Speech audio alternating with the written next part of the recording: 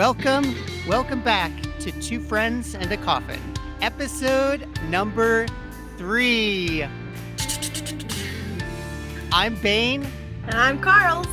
And we're here to explore the darker side of life and speak for those who can no longer speak for themselves. This week is my episode. Yes, this is all you. Yep. Well, I'm excited to hear what you have to say because I don't know what you're doing. I have no clue. I'm so excited.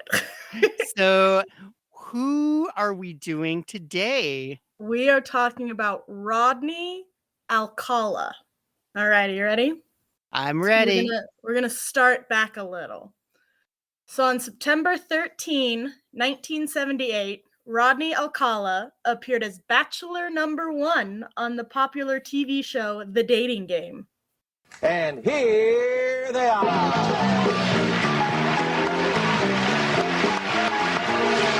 Good luck, gentlemen. Well, let's see. Bachelor number 1 is a successful photographer who got his start when his father found him in the dark room at the age of 13, fully developed. Between takes, he might find him skydiving or motorcycling. Please welcome Rodney Alcala. Rod, welcome.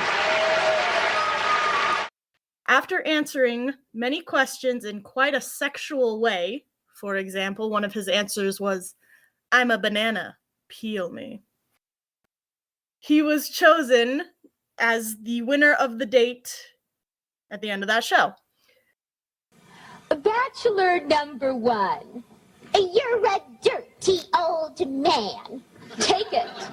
Oh, come on, over here. Oh,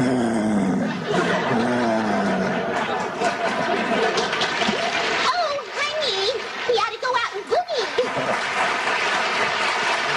Really?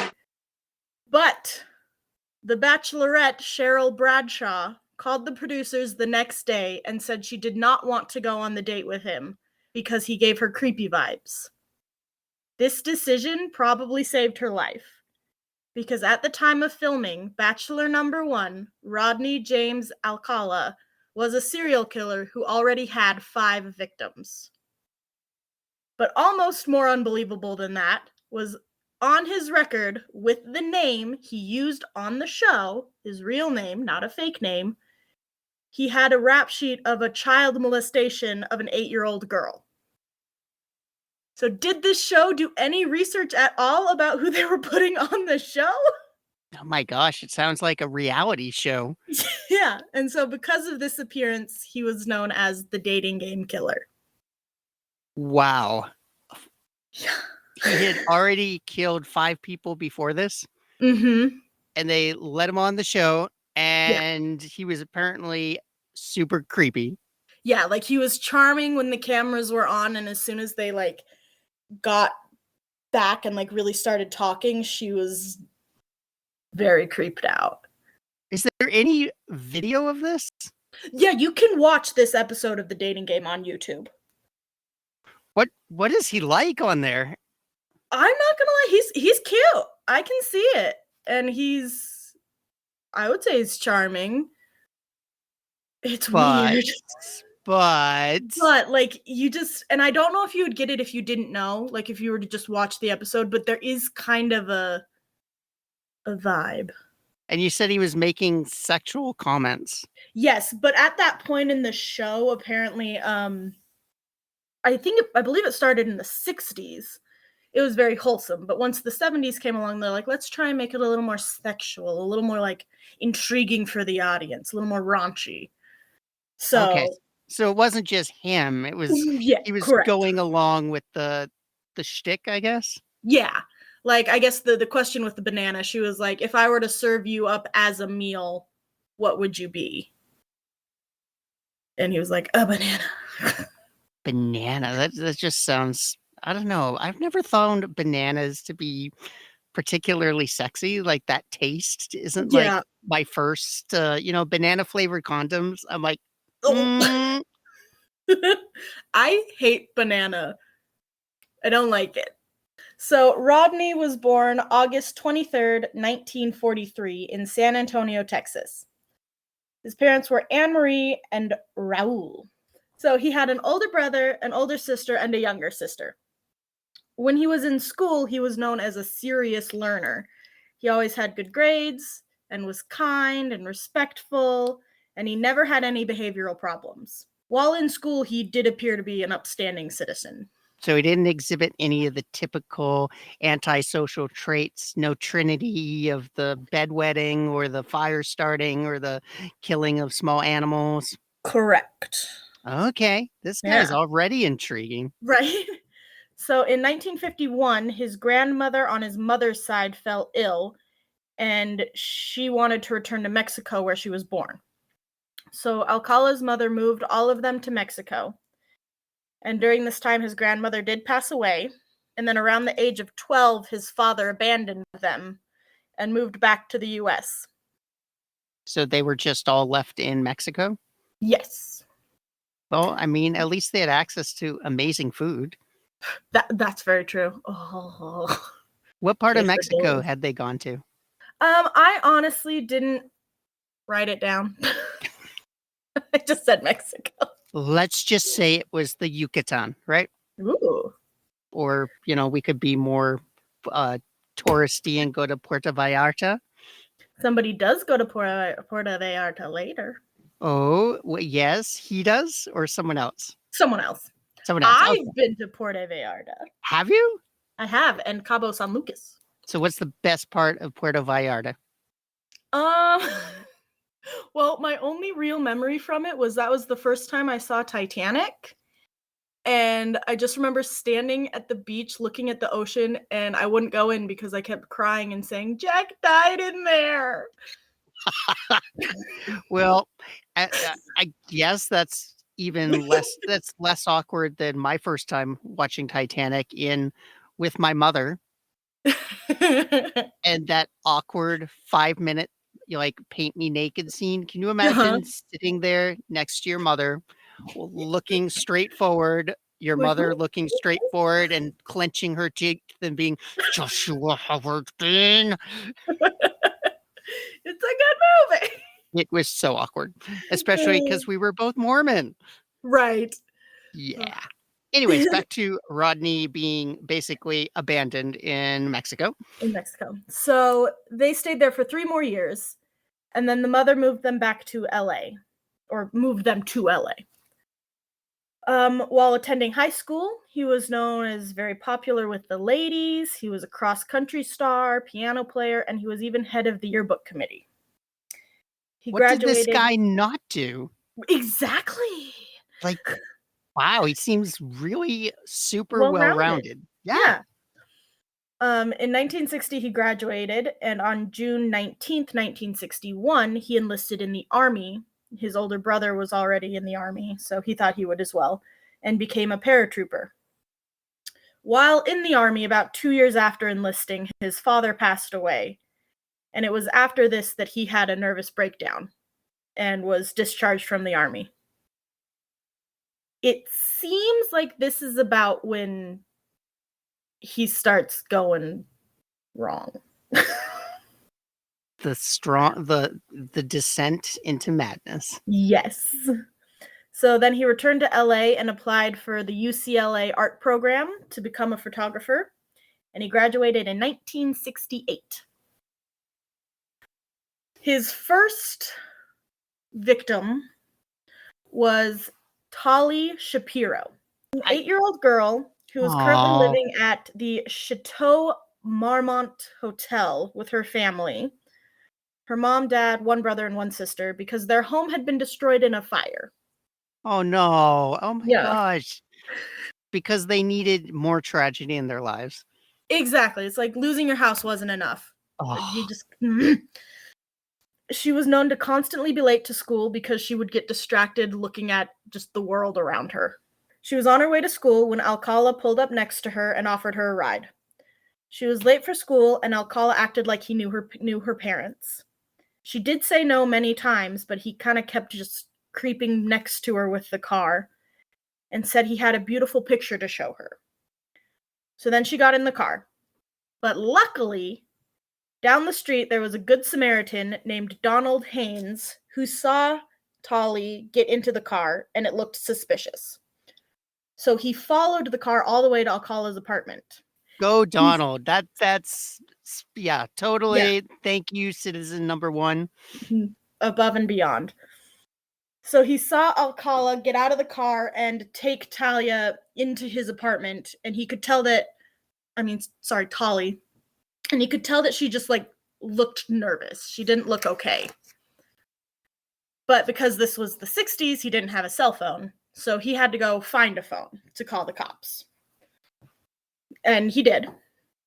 So Officer Chris Camacho, at least that's how I'm saying it, arrived at the apartment. Chris had served 4 years in Vietnam, and it was his first day back after a long leave because he was shot on the job. So he was hoping for just like a nice day, right? A little bit of coffee, maybe a few donuts. Maybe a If things donut. get especially exciting, a cruller. A cronut. Ooh, Sort of Corona. been invented. I mean, I'm not sure you should have a Corona on the job, especially as a police officer, given our, police have enough of a reputation to deal with without that. No, a cronut. It's a croissant and a donut. What? A cronut. Is that such a thing? Yeah, it's a croissant and a donut mixed together. Oh, policeman. Policeman. Back to policeman, back on the job, being awesome and wanting a quiet day. So he approached the apartment, knocked on the door, and announced himself. And then Alcala pulled back the curtains to the window right by the door, and he was fully naked. And he told Camacho that it was because he just got out of the shower, but he wasn't wet or anything. Wait, was he on the ground floor? Like, how did he knock on is this an apartment outside? Like, yeah, I believe it's an outside apartment, and he just kind of like went up the first few steps, knocked on the door, and so then he just kind of like looked out the window. Okay, so we're not talking like one of these, like the cop is like throwing pebbles at like Alcala, say, here it's like at 2 a.m. and he comes out onto the balcony and like, I'd fuck me. Correct. It's not. Nothing like that. Okay, no. All right, that was a you know where that reference was from, right? Silence of the Lambs. Yeah. All right. So no Clarice, something completely different. So he told him he would give him like 5 seconds to put on a towel and answer the door. Then he heard a commotion, so the officer broke down the door, and that's where he found a trail of bloodstains leading from the living room to the kitchen. And there, in a pool of her own blood, lay Tali, naked, raped, bloody, and unconscious on the floor with a dung bell across her neck. Oh my God. Oh. With her face bashed in. Fuck. So the officer, quickly thinking, grabbed a towel to move the dung bell to keep fingerprints intact. And found that she still had a pulse, so he called an ambulance. Unfortunately, in the amount of time it took to break down the door, Alcala got away.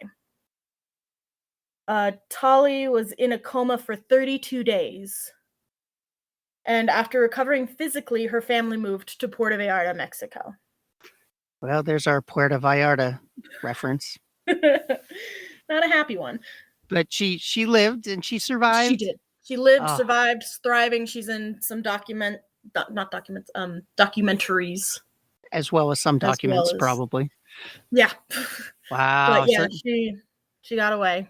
I can't even imagine what that would have been like to just, yeah. Fortunately, she doesn't remember any of it. I think she says the last thing she remembers is just like feeling uneasy going inside the apartment.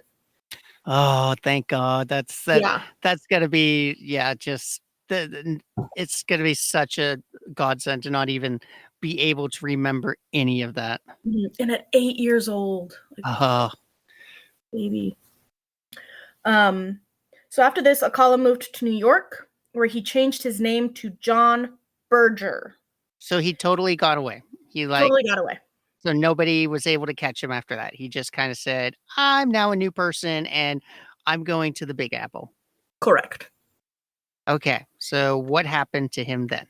So he applied to the New York University Film Program, and he attended NYU from 69 to 71, where he also worked as a security guard to pay for school. In early July 1969, he started working as a camp counselor at the Arts and Drama Camp in George's Mills, and he did this for 3 summers. So is that song, The Summer of '69, was that written about him? Played it till my fingers bled. Was the summer of '69. I doubt it. I hope not. It wasn't biographical about Rodney Alcala. My brain went to December 1969. Well, I mean, it sounds like he had quite a year. I mean, back in school, security guard. Those were the best days of my life. I totally putting it behind me that I totally raped this child and almost fucking killed her. That was just a bad part of my life. I can move on. Just just make good choices after that. That's the whole point of it, right? Yeah. But did he truly make good choices? No. God damn it. So now we're going to talk about Cornelia Crilly. She grew up in Woodside, Queens with her parents, 2 brothers, and 2 sisters. They were a close family who attended church, loved to play touch football, and support each other. That's one butch lady. I'm going to play football with my brothers. That's that takes some, and it's like touch. Yeah, we're going to just knock each other over. She graduated her dream was to become a stewardess and travel the world. She graduated from All Saints Commercials High School, and she worked different clerical jobs to pay for her flight attendant school, including working at Jacob, Parsinger, and Parker. She met Leon Borstein. So when did stewardesses have to start going to school? Like, where is the stewardess flight academy? Is that like, was this something back in the 60s? Because as far as I know, really? Yeah, she attended TWA flight school. Like, I believe back in the 50s to 70s, I believe you did have to attend a flight school, like a stewardess school. And my aunt was a stewardess for a time for Pan Am. Back when they had to get weighed every morning. They had to get weighed every morning? Yeah, in the beginning of stewardess times, you had to weigh the stewardesses every morning to calculate their weight for the plane. Or at least that's what they said.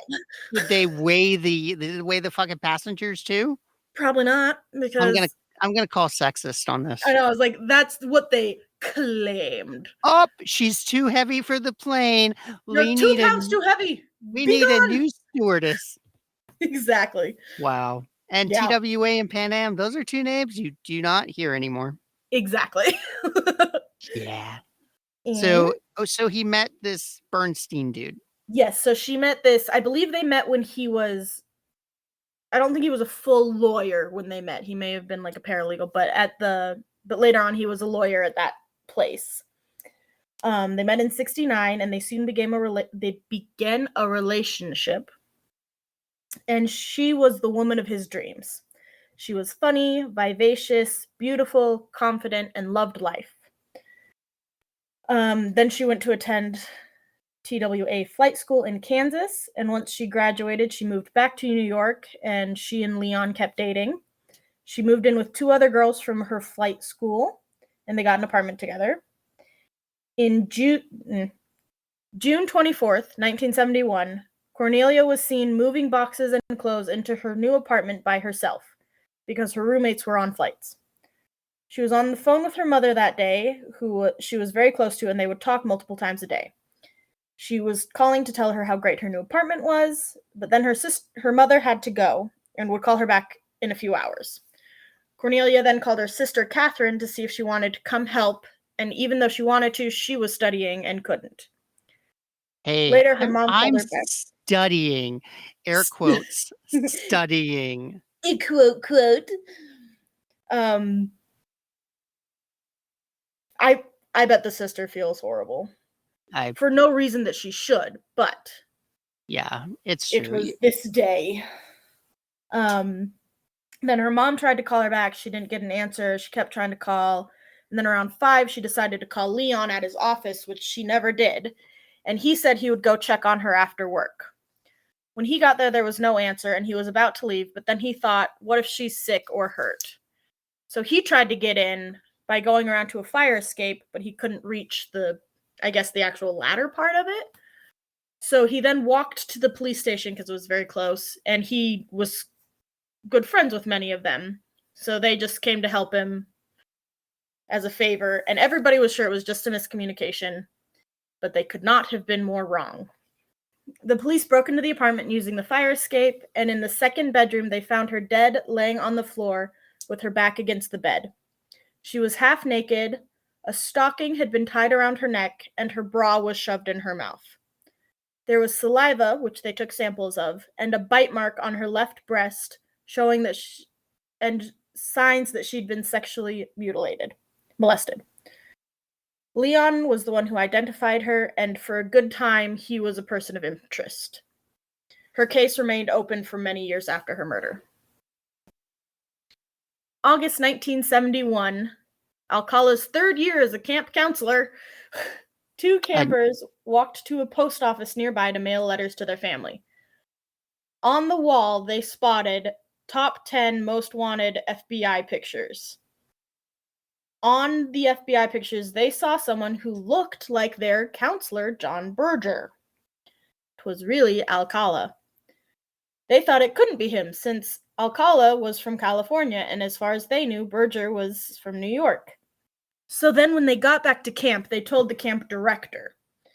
And he told them not to say anything, and he would go check it out. So when he arrived to the post office, he looked, and indeed he thought it was Alcala. So he called the number on the poster, and they told him to go back to camp, keep an eye on this Berger feller, and not to tell him anything. And they would be there in the morning. So was this an actual, drawing, or was this, an actual photo? I believe it was an actual photo. Okay, so not one of those police drawings from, firsthand accounts where they look Correct. nothing like the people, and I couldn't identify anybody, even if I, knew the person intimately. I'm like, that doesn't look anything like them. Yeah, so I believe this was when they went, after he'd fled, they, fingerprinted his apartment, and they were able to find out that it was this man Alcala's apartment. And then I believe the picture on the poster was just, his driver's license or something like that. Which we know always look like the people in there. Mine's very glamorous. Just kidding. So they arrested him, and then when they took his fingerprints, they confirmed that it was an Alcala. Woo! They got the asshole bastard. So when they asked him what he did to Tali Shapiro, all he said was, "I don't want to talk about Rod Alcala and what he did." What he did? What? So at this point, I think he was trying for some multiple personality or something. So he's not denying that that he knew Rod Alcala. Yeah. Okay. So even though that's not exactly how, DID happens or goes at all, but okay. Mm-hmm. So he was then extradited to LA, but since Tali and her family were in Mexico and she did not want to testify, instead of taking the case to court, they arranged for a plea deal for kidnapping, rape, and assault nearly to death of Tali. On May 1972, Alcala was only charged with child molestation. He was given an He was given an indeterminate sentence, 1 to 10 years. 1 to 10 years? What this means is that if offenders who can be rehabilitated through education, therapy, and other means can go free sooner. So whoa. The whole idea that sexually assault, that's bad, but he nearly killed her. He almost killed her.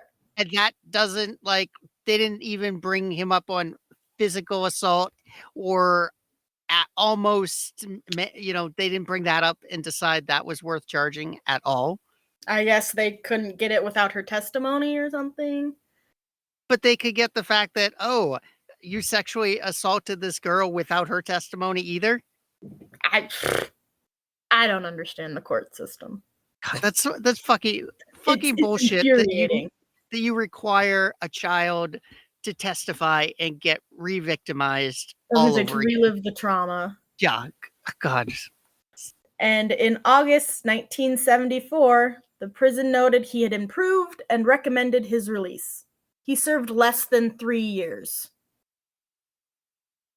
And then he was set on parole and sent to live with his mother. He's back out on the He's street. back out. So Julie Johnson was his next target. He saw her waiting for the bus and called her, and he turned on his charm, and he saw her name on her books, so he acted like he knew her family. She looked to be about 8. Alcala was able to get her in the car by saying he had a beautiful poster for her to see and that he would take her to school. In the car, she did say or reveal that she was actually 13. What is up with this? I've got a beautiful poster. picture to show you. Like, who thinks that works? Like, I'm like, where do you come up with this? Okay, Candy, I've got a puppy for you. I've got a beautiful poster that I want to show you. Cool story, bruh. I can look out the window. That's pretty. Yeah. Well, like at least something like you were saying, like a puppy or candy is like something I don't have. I mean, I've got lots of pretty pictures. I got Hawaii. I got Northern Ireland. I don't get the puppy. Yeah, I don't understand it. Like he was a photographer, so maybe he like played it up. Like I'm a photographer. I took this gorgeous photo. Blah blah blah. Also, 8-year-olds don't care about pretty pictures. Unless it's got like a unicorn on it, maybe. I don't think Photoshop existed at that time. Which is why I'd be like, you have a photo of a unicorn? I'd be like, I'm there. I'm getting in your car. So when he drove past the school is when she started to get nervous. She started to scream and tried to get out of the car. But unfortunately, at this point, they were at the Bluffs at Huntington Beach. He forced her to smoke pot with him, and she tried to get away, but he grabbed her leg and then kissed her. Luckily, there was a park ranger walking by, and he smelled the pot. He approached them, and Alcala tried to claim that Julie had provided the pot. 8-year-old Julie provided the pot. That 13-year-old, but looking 8-year-old Julie, exactly. So he thought she was 8 years old, but she was actually 13. Right. And of course, like, yeah, he's trying this defense that it's her pot. I'm only like 30 years old, but it's her pot. Right. I mean, still the child's pot. Park ranger, not knowing the truth, took both of them to the station and ran background checks on both of them. And then quickly it became clear that Julie was telling the truth and Alcala was the one who had much to hide. He was then taken to a judge and charged with sale of marijuana, violating parole, and kidnapping. And this landed him back in prison for 10 years, right? He was put in prison immediately awaiting sentencing. On December 26th, 74, he was found guilty of only violating his parole and providing drugs to a minor. Wait, violating parole, and he, once again, this is him going after a child. Mm-hmm. And that is not, the kidnapping part is not what he's getting charged for. Yep, he then spent 2 more years in prison, and when his parole came up in 77, he was declared reformed and was released. I really would love to see what his psychological counselors, what those reports said in there. Like, did he really fool them, or was it the parole board he fooled? Because I remember in like Gacy, basically they were saying he's not reformed, don't let him out. But the parole board's like, "Sure, you're a model prisoner. But We he can was let so you out." charming. Meanwhile, the court reports are saying he's a narcissist. He is, literally, not sorry, doesn't show any remorse, blames everybody else, but, yeah, it's the court. But, it's up to you guys. Psychologists don't know anything. Ugh, God. Okay, so he's back out on the streets he's again, back out on the streets. having sexually assaulted or at least attempted to sexually assault, what, 2 girls now? Mhm. One he actually did, the other he was going to? Yes. And to Okay. nobody's knowledge, he has already committed 1 murder. Okay, so, yeah. So, back on the streets. Back on the streets. Elaine Jane Hoover was an heiress. She was daughter of Herman Hoover, who owned Cairo's nightclub in Hollywood. She just graduated from Beaver College in Glenside, Pennsylvania, majoring in biology and minoring in music. Then she moved to New York because she wanted to be closer to her mother and her stepfather. On July 13th, 1977, she was seen outside her apartment building talking to a tall man with a ponytail. This wasn't out of the ordinary since she was beautiful and flirtatious with men. And when her friend who had seen her talking to this man asked who he was, and she claimed that he was a photographer. This photographer turned out to be Alcala. On July 15th, another neighbor saw Alcala knock on Elaine's door, and that night she missed dinner plans. She also missed calling her parents. They then tried to contact her, and when no one had heard from her by the next night, they called the police.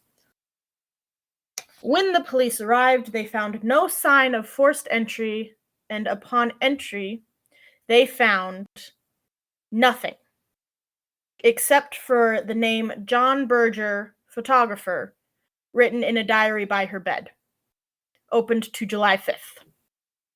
She was one of nearly 17,000 reported disappearances in the city that year. And without a body and much to go on, she unfortunately was put to the back burner. Also, unfortunately, just days after this, the Son of Sam killings began.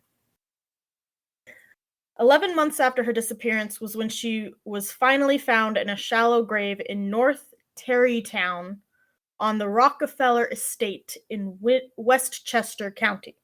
The Rockefeller Estate? That's what it says. I don't wanna say there's something ironic about an heiress turning up dead on another heiress's estate, but, Mhm. yeah, okay, there's nothing funny about that. That's so sad. She was identified with dental records and some jewelry found on the body. Ugh. After news broke, a woman contacted the NYPD and said that she had been photographed in almost the exact area by a photographer named Rodney Alcala.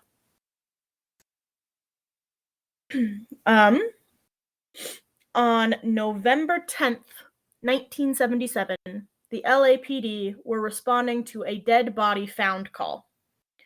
Upon arrival, they found the body of a young woman who was on all fours, no underwear, face tucked into her chest, her neck appeared to be broken, the top of her head touched the ground between her knees, with her right hand pulled beneath her body.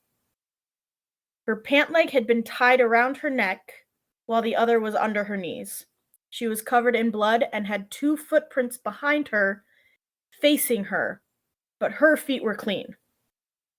She'd clearly been sexually assaulted and beaten with the rock that was nearby. Her autopsy showed signs of strangulation. DNA was found in her vaginal and anal cavities, but at the time, the technology was not around to use it, but they were able to save it. This was the body of Jill Barcombe. She was thought to be a victim of the Hillside Stranglers for many years. So this is back in LA? Yes. Okay, so he did his killing in New York and then went back to LA. He tends to ping pong between New York and LA. That complicates things even more because he's being lost between what's, they're not even going to catch that it's the same person. Mm-hmm. Exactly. And like in this case, like the New York case, she got lost because of Son of Sam. In this LA case, she's getting lost because of the Hillside Stranglers. And it also sounds like he is graduating to different experimentation. Like the whole thing around the neck, that Mm-hmm. the ligature around the neck with clothing, that's something he had done in a couple of other ones, but he's now starting to pose them, and that's escalating behavior. Yes, definitely escalation. On December 14th, 1977, Alcala was brought into questioning on Elaine, who was the heiress. He did admit to seeing her that day, but he said he dropped her off at her apartment and left.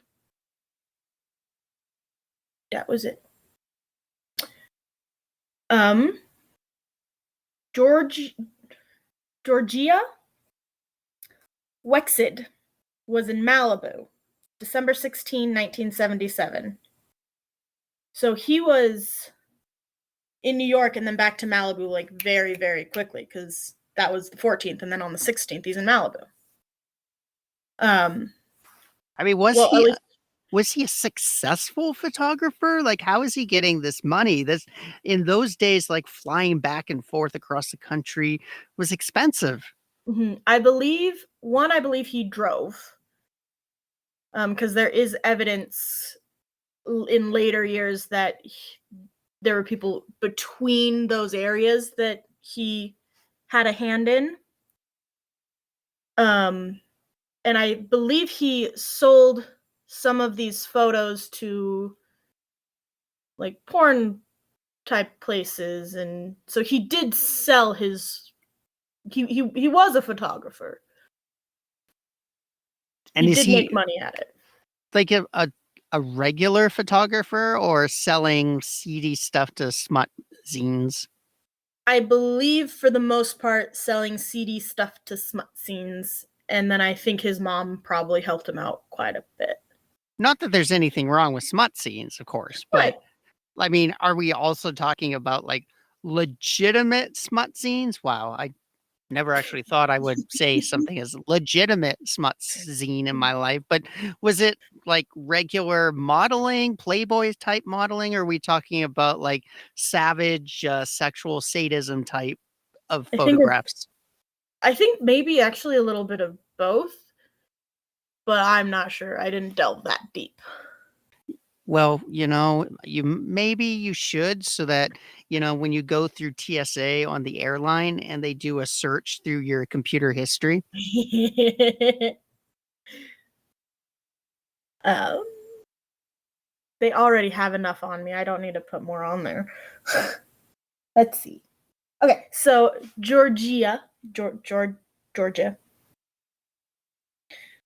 supposed to pick up a coworker and never showed up. And after numerous attempts to get a hold of her by family and friends, they contacted the police, who, when they arrived, they saw a screen window had been removed and placed against the side of the building with a box under the window. And once in, they found her nude on the floor, beaten, bruised, bloody, raped, with pantyhose knotted around her neck. There was blood everywhere, as well as a large bloodstain on the bed.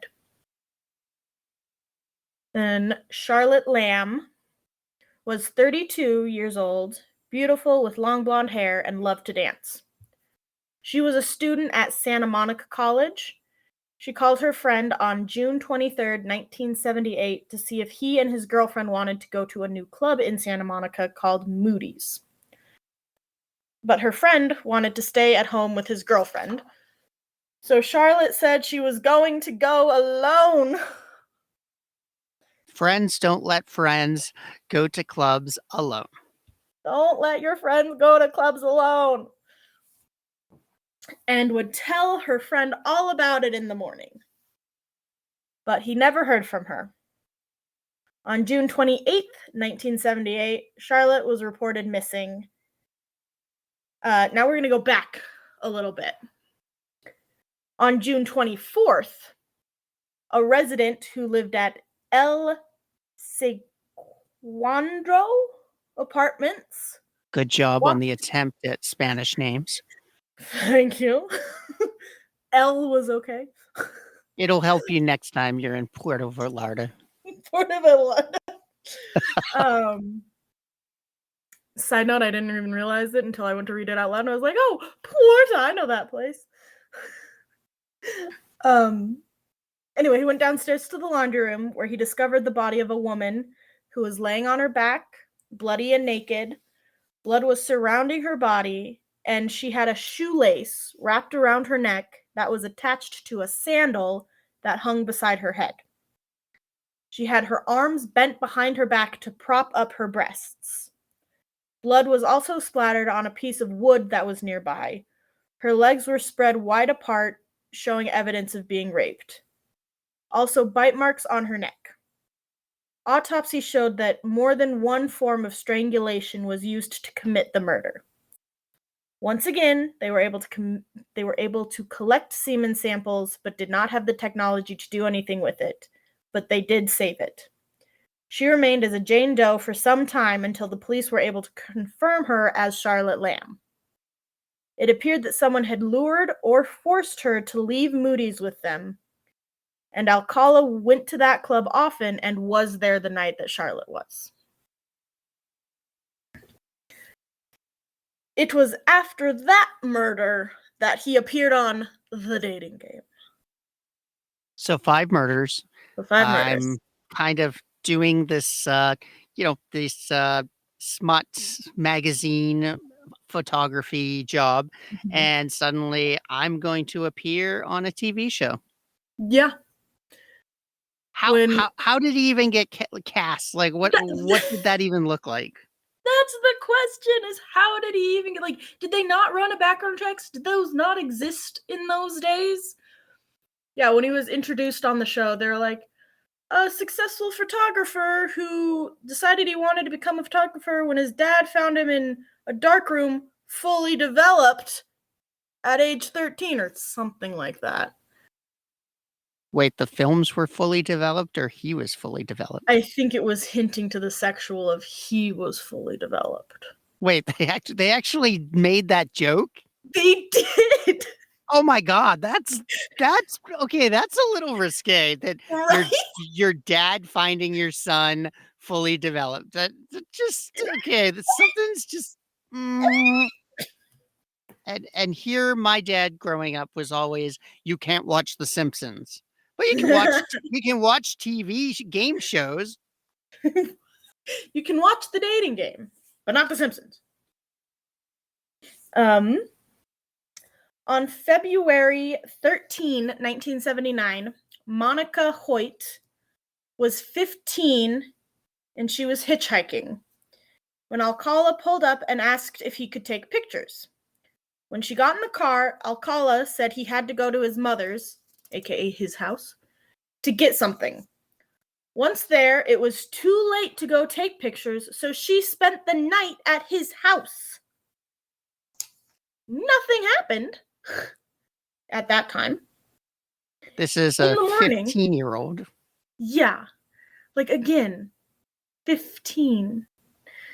And these are all just all of these just are regular girls. There's no vulnerable youth, no vulnerable women, things going on here at all. I mean, hitchhiking is pretty vulnerable. They were saying that the TWA girl, I just blanked on her name, but she was living in a new part of New York that was a lot of single females living, because it was kind of the first time that females were on their own and being their own person. But not to the extent of transients or runaways or things like that you would typically think when you think vulnerable, Mm-hmm. But yeah, they all had families, they all had friends. And they seem to check up on them pretty quick, like, E "I didn't hear from them in a few hours, something's wrong." Exactly, and I was worried immediately.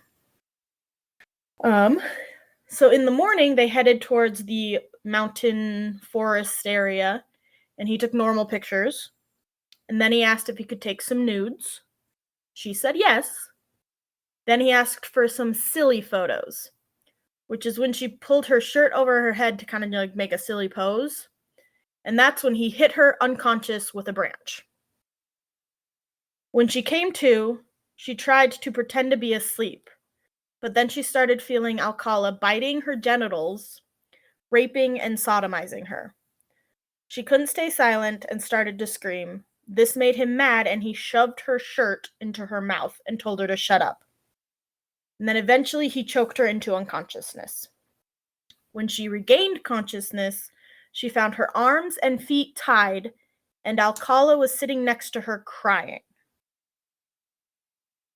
Being very smart, she acted as friendly as she could and told him she wanted to spend more time with him. He gave no response. Then she touched his arm and asked if he was okay. No response. She then asked if she could stay at his house again. Her strategy finally seemed to work, and after a few moments he untied her. She got dressed and they got in the car. Afraid to say anything, they rode in silence, and Alcala had to stop for gas, and when he went to the bathroom, Monique said she would wait for him in the car. But the moment he was out of sight, she ran to the motel that was nearby and screamed for help, where people thankfully came out, took her in, and called the cops. Wow, she got away with that by the skin of her teeth, wow. Mhm. And Alcala was out of there so fast. But by February 14th, 1979, the cops showed up to his mom's house where he was, and he was taken into custody. How did they locate him? Did they locate him based on, looking at his previous, behaviors and arrests, or did they how did they track him down? I believe they located him because she then went to the cops and he took her to his house the night before. Oh, so they literally They they literally they just were had like, it. knock, knock, eschew you. There was a young woman here last night. So yeah, thankfully he took her to his house, so she was able to lead them right back to him. And was mom okay with him having 15-year-olds over for slumber parties? I don't know what mom was thinking. Mom appears to be a very silent person in Never this actually whole. never made any statements about, dear old, uh, dear old Roddy.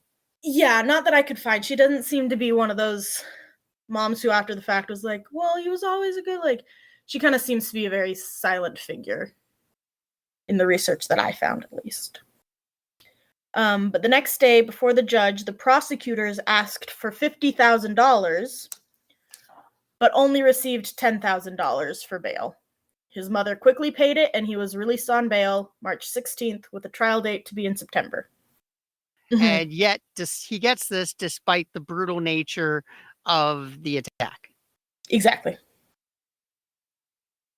Despite biting and hitting with a branch and choking into unconsciousness.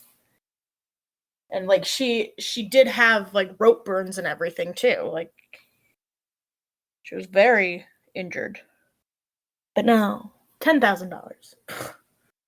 Jill Parentua. This is one that I should have looked up how to pronounce. She was the youngest of three children. She had a big brother Jerry and a big sister Dee Dee. She moved into a second floor apartment after she graduated in Burbank. She asked for a second floor because she thought it would be safer. On June 13, 79, Jill was going to go on a date with Dan Brady to go see a Dodgers game. Dee Dee was excited for her sister to go out with such a great guy like Dan, and Jill and Dan already knew each other because they had gone to school together. This would be their first and last date. The Was next that morning, was that because he was actually a Brewers fan? no, the sad thing is when they got into her apartment, they found like the flyer. I don't want to say the flyer or the playbill because playbill's wrong. But they found like the ticket stub and everything from the game onto the table, so she did go on the date. The next morning, Jill's friend Kathy Bowman was expecting Jill to call. They talked every day before work. And of course, you got to share with your bestie about how the date was. Tell me more. Tell me more. Like, did he have a car? Did you get very far? Yeah, you gotta tell your bestie what's going on. So eventually Kathy was worried she was going to be late to work, so she just went to work assuming Jill had gone into work early. When she found that Jill wasn't there either, she told Jill's boss, who was also worried, and then they called the apartment building to see if anyone could go check. Janet Jordan volunteered to check, and then she made the discovery that needed the police. The police found nothing wrong with the apartment upon first glance, aside from a part of the screen being cut out large enough for a man to fit through. But when they found the bedroom, they were horrified. There was Jill, unfortunately passed on. She was nude, laying face up next to the bed, with her legs apart facing the door, and her arms had been put behind her along with a pillow at her lower back to pose her body more shockingly. She had severe trauma to the face. There was a torn and knotted nylon laying on the floor by the bed. There was blood everywhere, and an electric blanket cord ran under her body and up to her neck. Semen was also found in her mouth, and samples were taken. So, like you were saying, he's definitely escalating in shocking. He's now posing them to be shocking when whomever finds them. Next is Robin Samso. 12-year-old Robin Samso had just finished 7th grade. She was about to start her new and first job answering phones at the ballet studio that she had taken ballet for years. She was the baby of the family with 2 older brothers and an older sister. June 20th, 1979, Robin and her friend Bridget went to the beach, Huntington Beach. It was a 5-minute walk from Bridget's apartment. While they were sitting on the beach, enjoying the sun, a man approached them and asked if he could take their picture. They said yes. After taking a few, he started touching Robin's leg to pose her. A little ways down the beach, Jackie Young saw what was happening and thought it didn't look right. She also thought, from where she was, that Robin was her niece, so she decided to approach the situation. Once again, yay, Good Samaritan! Even though she was her niece? What was that? Turns out she wasn't her niece. She just thought she was. So I just looked familiar, and then she was like, oh, you're not my niece. As she got closer, she saw that Robin was not her niece, but Bridget was her neighbor. Sorry, I just hit my laptop. I think she needs glasses, but yay for checking this out, and yay for, not your niece, but yay for thinking it was. Mm-hmm. And when she got close enough, she asked the girls what they were doing, and this was enough to scare off Alcala, who didn't say anything. He just stood up and walked away with the occasional look back. Jackie told the girls not to speak to strangers or let them take their picture. It was then that Robin realized the time, and she had to get home and get ready for her first day of work. They hurried back to Bridget's, and once there, Robin asked if she could borrow her bike to get home faster and that she would bring it back tomorrow. Around 5, when Robin hadn't showed up for her first day of work or even her ballet class, the teacher called Robin's house, and Robin's aunt answered the phone, who then called her mom. Her mom called Bridget, who told her that Robin's plan was to bike home, get her ballet stuff, and head to the studio. At the same time, Robin's older brothers decided to drive the route that she would have taken looking for her, but they had no luck. The police interviewed Bridget and got a sketch of the man taking the pictures. So, Alcala had very curly hair. I feel like I haven't said that any time, but he did. So once this sketch came out to the public, Alcala straightened his curly hair with some kind of a chemical and told his girlfriend he was sick of his curls. Yes, you heard that right. His girlfriend. He had met her in a bar in April, and they'd been seeing each other almost every day since they met. Ridiculous. So he's seeing this gal every day, but he Every still day. has time to go out and go after his 8-year-olds. Sometime later, his curls started coming back, so he just cut his hair and told his girlfriend that he wanted to move to Dallas, Texas to work on his photography and open a studio. And he would send for her if things worked out. So girls, this is a cautionary tale. If your boyfriend, who has very nice curly hair, decides to suddenly, with no warning, I want to straighten my hair, and then says he's going to drop everything and move to a new place and send for you, he might be a serial killer. Red flag, red flag, red flag. I also like the send for you, as in if we're back in the 1700s. I mean, what was their relationship like? Did she ever talk about that? I believe she did, but I didn't add it into this very much. I was feeling like I was getting very too long, and so I just kind of cut that. Okay, I gotta take a look at this guy just because, like, he's sounding kind of Rico Suave the way I'm looking at it. So, all right, let me do a Google search. Consult the Definitely do a, Oracle. like, dating game. I do think that picture is the best picture of him. Is it? But, like, okay. All right. So Rodney Alcala. Wow. I'm seeing him when he's in prison, and wow, he and does wow. not look attractive there. He I don't even know what's going on with him, but yeah. But Yeah. okay, so now we're like the dating. Is this the black and white one? I believe it is in black and white, but the one that I was looking at was colored. He has like a brown leisure suit. Yeah, okay, I can see the I can see it. I could see it. He's I'm seeing some younger pictures too, and he kind of looks a little like Bundy in his younger pictures. I thought that too. Like, one of the pictures, I actually kind of was like, oh, it looks roundabout, kind of like Efron playing Bundy. Yeah, if both of them had way way better hair. Yeah.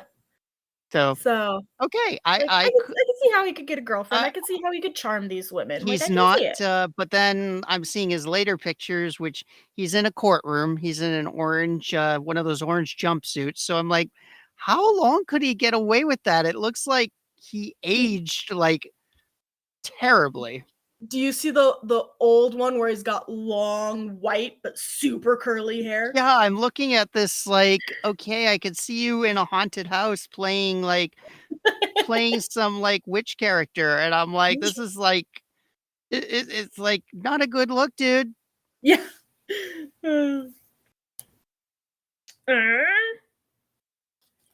Yes. Moving to Dallas.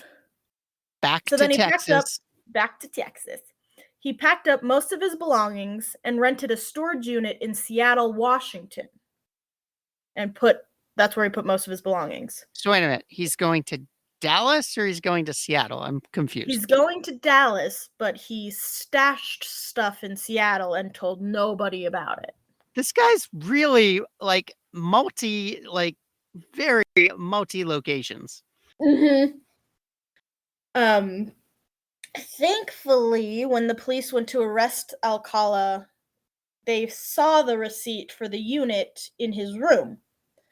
Once they got into the unit, they found kitchen stuff, cold weather stuff, earrings in a jewelry pouch, a red coin purse, and boxes with over 1,700 photographs, including one labeled Tolly VA Rape. Now, she was the first 8-year-old girl. Oh no. And another labeled. And he still kept that photo. He still kept it. and another labeled Ode to New York by John Berger. Oh my God, this guy's, so sick. These photos included women, boys, and girls in all stages of dress and vulnerability. Wait, did you say, okay, did you say vulnerability?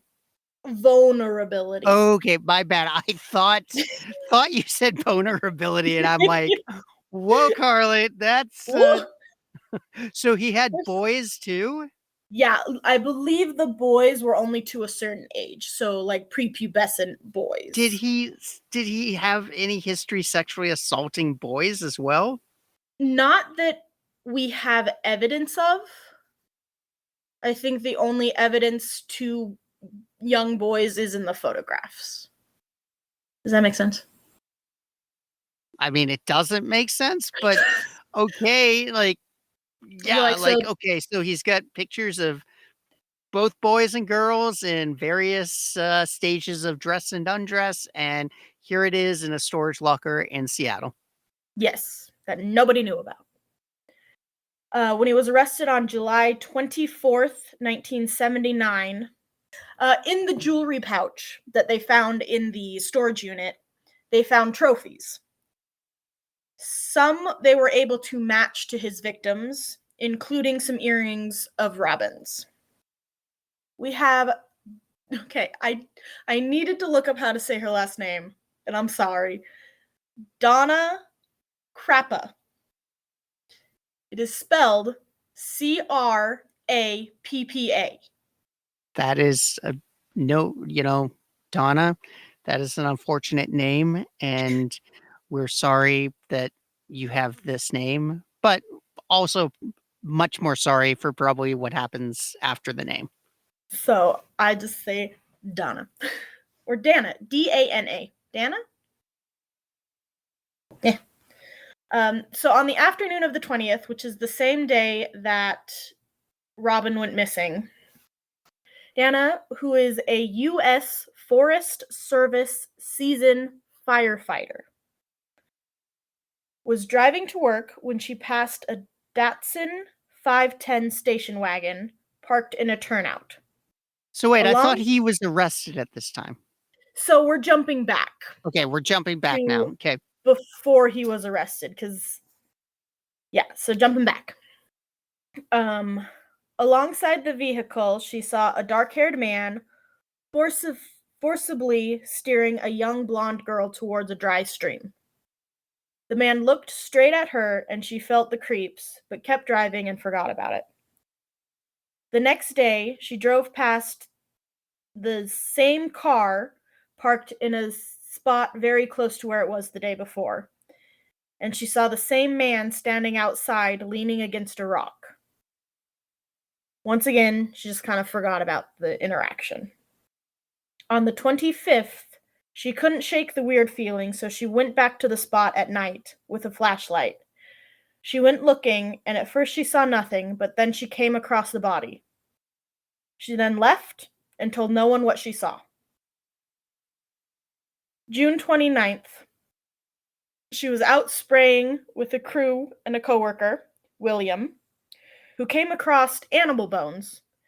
He then tossed one to her, who would normally find it funny, but she uncharacteristically freaked out.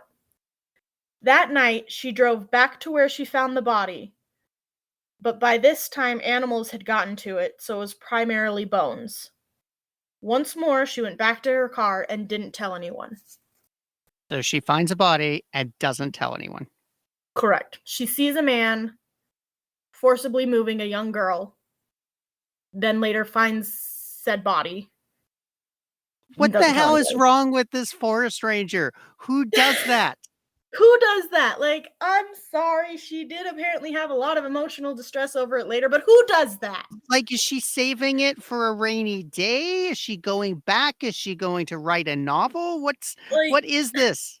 Like, I could see not intervening, but then go call the police and say, hey, I saw this man with this kid. Or at least, hey, I found this body of this kid that's missing. I have no words. Actually, Yeah, I clearly have a lot of words, but yeah, but I none have I should no say. more words for this. So on July 2nd, the coworker William found the same body. He then called the police. Due to the holiday of July 4th, they did not perform an autopsy until the 6th. They were finally able to identify Robin using dental records. Now we're jumping back to when he's been arrested. So the morning of the trial, Robin's mother gets all dressed up and packs a gun into her purse. She fully intended to use this on Alcala. And due to the fact that courtrooms at this time did not have metal detectors, she very easily brought that gun into the courtroom. But when the time came and she had her hand on the gun in her purse, ready to pull it out and shoot him, she later said that she had heard Robin's voice telling her not to do it. Wow, that is some drama right there. Right? I didn't even find that piece of information until like the fourth thing that I looked into and was like, "What?" Wow. I you go. I mean, I would fully supported that woman in that moment, Mhm. but did they get him at least after this where he was totally off the streets? Well, Oh no. Oh no. So don't tell me he gets out and kills more. he does not. He does not. Okay, so it's not one of those situations like, "Oh, you could have saved the world from 13 more bodies if you had pulled If the you just trigger." pulled the trigger. Okay, so Correct. it's not No, one of those things. Okay, alright, correct. So let's see. April 30th, 1980, Alcala is found guilty of first-degree murder and forcible kidnapping. May 7th, 1980, Alcala was sentenced to death by the gas chamber and held in San Quentin on death row. and he was which state was trying him? California. California, okay, and this is what year? 1980. Okay, so he'd been operating for about 10 years? I believe about. Okay, alright. Yeah. He then also had the murder, burglary, and sexual assault filed against him for Jill Parenchu, as well as being sentenced for the rape of Monica Hoyt. August 23rd, 1984, the Supreme Court of California decided to reverse the death sentence decision, and Alcala was returned to his pre-trial status, as if the trial had never taken place. Oh, so it's not it's not it's not just pre-sentencing, it's actually they reversed the entire trial? Mm-hmm. They did this because it was decided that it was unfair to use his past criminal history in the trial. Of course, that's so unfair. How dare you bring up shit that I've done in a trial? Yeah. Fortunately, the court determined that double jeopardy would not be applied in this case, and he could be tried again. On May 28th, 1984, he's found guilty of murder, false imprisonment, use of a deadly weapon, and kidnapping.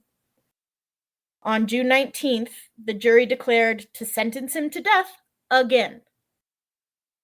So he's been tried, appealed, tried. Yeah, okay? So, back to death row. Back to death row. April 2nd, 2001, the court overturns the conviction again. They decided that only having Dana Crappa's testimony, so she testified in the first trial, but it was only read in the second trial. That was not enough, and she had to have been there in person for the second trial. Due to this, the court granted a petition that Alcala would have to be retrialed within 120 days or Alcala was to be released. Oh my god, this guy is I don't it seems like the luckiest uh, just the fact that he's getting all these trials reversed and saying, "Okay, you have to go again." Oh my god. Mhm. And you can't use the previous evidence you had? They couldn't use it because she would not come in and testify. Like, I believe they could still use the evidence, but like her testimony couldn't just be read. Oh my god. All right. So trial number 3. So at this point, he's now 57. And while awaiting all of this, DNA came a long way, and his DNA hit on Georgia Waxit, Jill Barcombe, Jill Parenteau, and Charlotte Lamb. Whoa. Okay. So they waited a long time, but they finally had the evidence, the Finally got hard that evidence. evidence to nail him. And this also, I don't want to say cleared, but like I said, Jill Barcombe was thought to be a Hillside Strangler victim this whole time, even with the Hillside Stranglers being like, no, that she's not one of ours. We didn't do that one. So now she's officially, oh, she's his So did he ever victim. acknowledge any of these murders? Um, I think once he was, I guess, okay, so the third trial starts in 2010. So is that where the older pictures are from then? Not the Yes. trial that was in the 80s. This is him when he actually is pretty old then. Mm-hmm. Yeah, this is the 2010 murder with the long curly hair. So the third trial starts with Alcala representing himself. Because we know how well that always works. It always works out. This tactic, thankfully, did not have his desired result. March 9th, 2010, he was found guilty on all accounts and sentenced to death. For the third For the time. third time. March 9th, I already said that. In 2011, Alcala was suspected in the murder of 19-year-old Pamela Jean Lamson, who had been murdered in 1977. In 2016, he was accused of the murder of 28-year-old Christine Ruth Thornton, who went missing in 1977. Her remains were found in Wyoming, which is why they think he killed people between the route of New York and LA.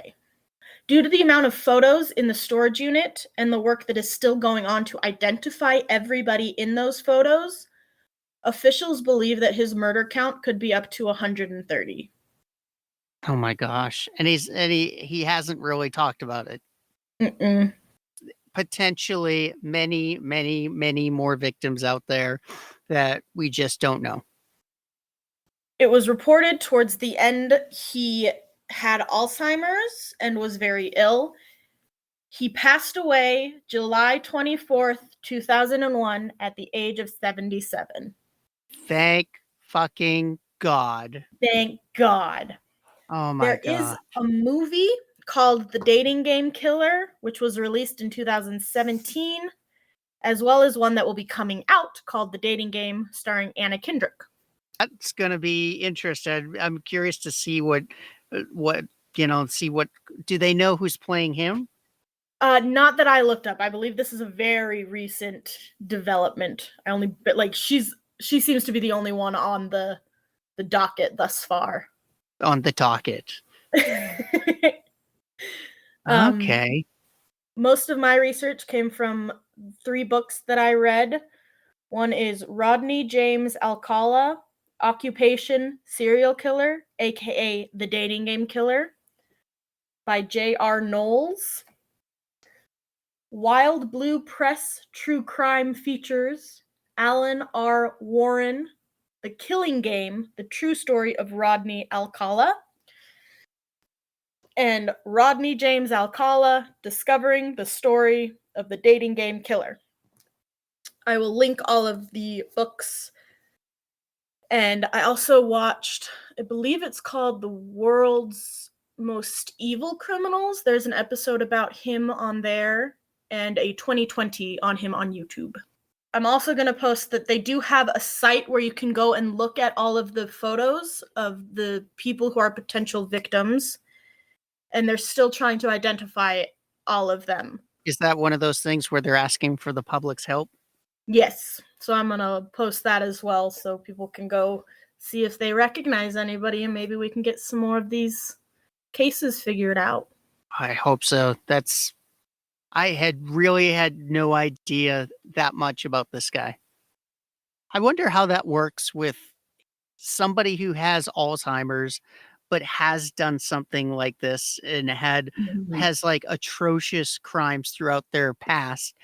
Does like do they even come up as memories? How does that Yeah. even like are they traumatic memories or are they actual like same thing? They're really happy memories. Back in the summer of 69. This is kind of the first serial killer I've heard of that we've talked about having Alzheimer's or dementia. Yeah, it really makes you wonder because like my mom had it, and she then just kind of like reverted back to an age where she didn't know us or know things, and it just makes you wonder. It's like, is it maybe when they revert back to and they even remember it at all, or like say he were to revert back to his like high school days in his memories, would he have any idea that he'd even done any of this? It's quite fascinating in a weird way. Mm-hmm. And in that case, too, if he's at that point, can you technically hold him in like, can you hold somebody on death row when you have a medical condition where you no longer know yourself? When you no longer are competent, you go out of competency. Like, do you then have to be clearly not, but would he have eventually had to be taken into